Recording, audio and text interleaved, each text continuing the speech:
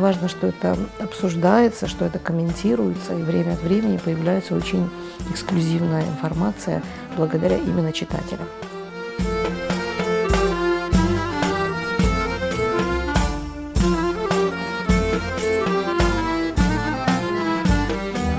Я всегда очень хотела хорошо знать историю своего Бахчисарая, родного Бахчисарая.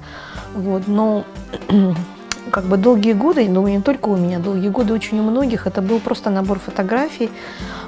Все мы их копировали, перекопировали, комментировали, лайкали, и эти фотографии так и гуляли как бы по интернету. Теперь я стала делить эти фотографии по альбомам, то есть мне интересно теперь собирать не только фотографии, но и живопись, графику, все, что связано с каким-то, например, определенным объектом.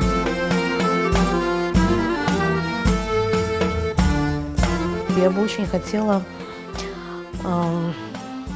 сделать такую дополненную реальность, сделать альбом или каталог с возможностью дополненной реальности, чтобы увидеть, как это место выглядело, скажем, век назад.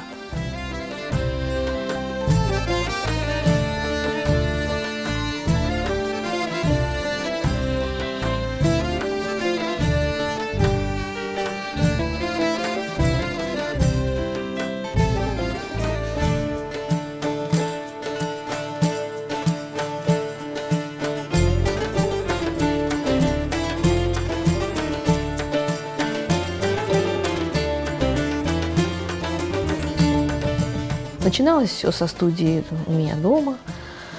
Дети просто учились работать на компьютерах. В 90-е годы, я думаю, что как бы объяснять не приходится, это было очень актуально. Вот. Мы возили детей на экскурсии, мы изучали памятники, пытались их рисовать, пытались сделать анимации, пытались сделать книги свои первые, издавали газету «Кузейден».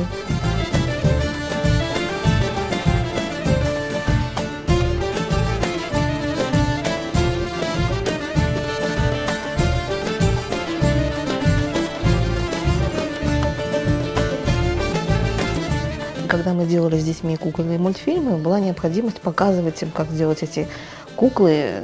Это же не просто пластилиновые куклы, это герои мультфильмов, каркасные, с проволочным каркасом, так, чтобы можно было их двигать, можно было из них делать анимацию.